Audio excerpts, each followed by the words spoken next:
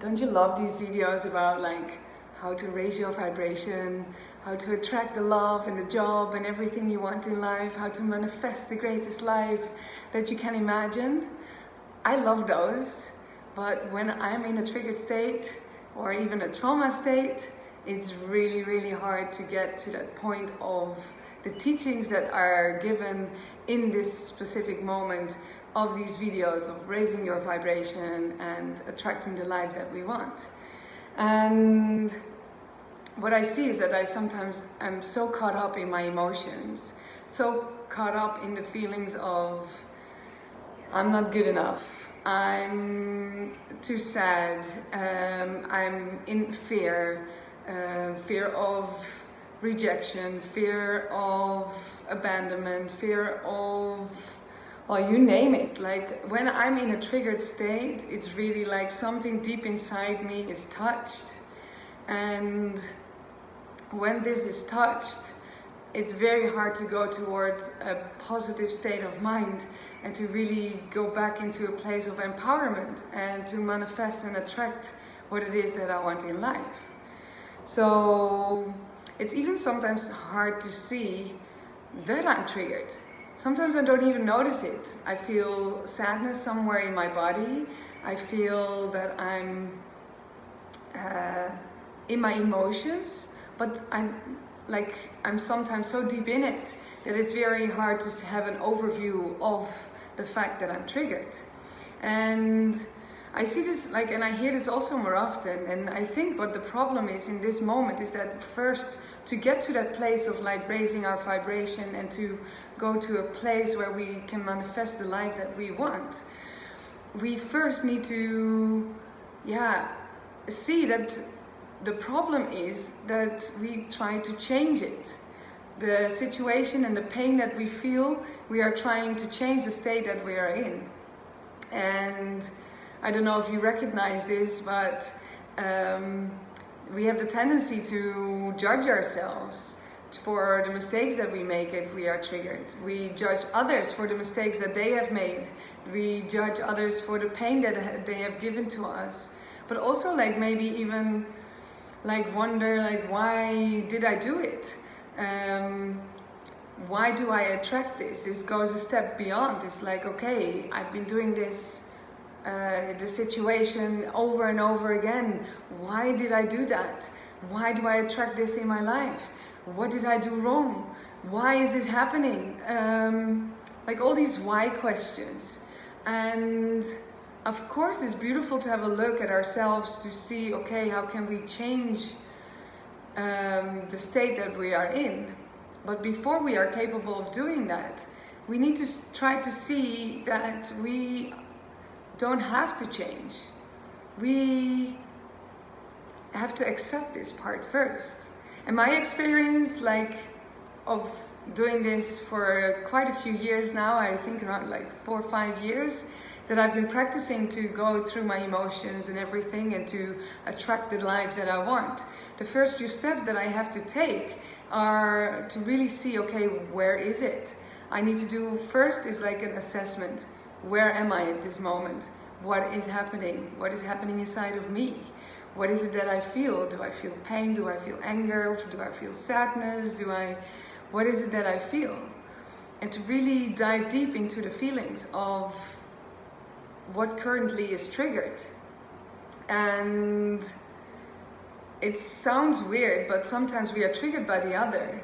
And everything is actually a projection of ourselves on the other person. So if they are hurting you, then this means that we have the expectation that someone will do something for us. And why do we have that expectation? So it's more like an assessment of what is actually going on. Is it truth what I'm doing? Is it real? What is happening in my head right now, and what is happening in my body?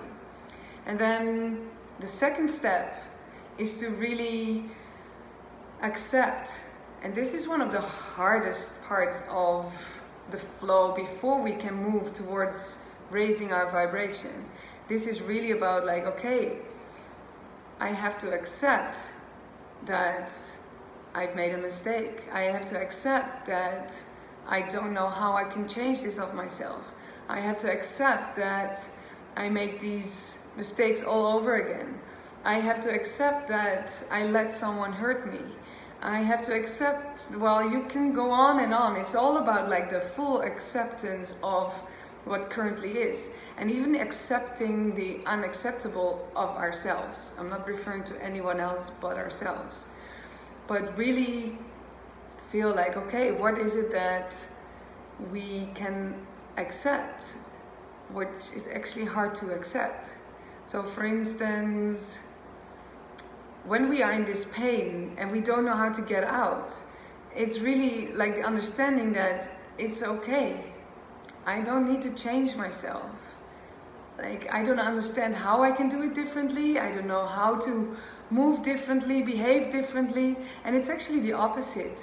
It's like the full acceptance of giving ourselves what it is that we are right now. And really say like, okay, I accept that I just don't know. I accept that I move in ways that I don't want to move. I accept that I attract the wrong people in my life. I accept it. And after that, it's how to say that, the gratitude. The third step is the gratitude, because after accepting from a place of love, which is really important to do, it's like really like first you assess what is going on, then you accept. And the acceptance is really from a place of like, it's okay. It's okay. I don't know. And it's okay. And then the third step is gratitude. Gratitude for the situation. Gratitude for bringing this pain up so it can be seen and so it can be held and so it can be accepted as well. And really feeling gratitude towards yourself for going through this. Having gratitude for the other person for stirring something in your life. It's like the gratitude of what is given in that specific moment. And this sounds really weird and it's quite hard, especially if you're in a triggered state. But it's also like, especially after the acceptance part, the gratitude, to start writing from a place of gratitude. I'm grateful for the fact that he or she triggered me, or that I triggered myself with making this mistake, because now I can transform it into love. I'm grateful that I see this because I want to attract something differently in my life. I am grateful for shining a light on something that I wasn't aware of before. So gratitude is really one of the important steps in moving forward in this triggered and sometimes even trauma state. And then one of my most important things is the forgiveness. And the forgiveness starts with ourselves. The forgiveness is also quite a challenging step, to say, I forgive myself for making this mistake. I forgive myself for allowing this to happen. I forgive myself for running in circles. I forgive myself for not knowing how. And I love myself for that. It's really, really important to forgive yourself. So even for instance, if like you're triggered by a colleague and they like annoy you so much, like the first thing we do is like, they. But it's actually like, we have to look inwards. Like, what is happening? And why do I feel this? And accepting that I feel this resentment towards that other person. It's okay. And from that place, it's like, okay, I forgive myself for being such a mean person towards my colleague. And I forgive him or her for being the way he is, because they will not change. It's up to us to change. And forgiveness is really a powerful tool to allow love back in to the self, and to really allow yourself to fill up and to release the part that we are holding on to so tightly. So in this whole journey, and there are more steps to go to raise your vibration and to attract and to manifest and invite the things in your life. And I've been talking about this a few times before in my videos. But if you're in a triggered state, the first step you have to take is assess. Assess what is going on, what is happening in your body, what is happening in your mind. If you want, even write it down. Then the second step is to fully accept. Accept that we are learning, accept that we make mistakes, accept the fact that the other person has triggered you, that the other person might have hurt your feelings, but also accept that we create these miseries ourselves and it's also okay.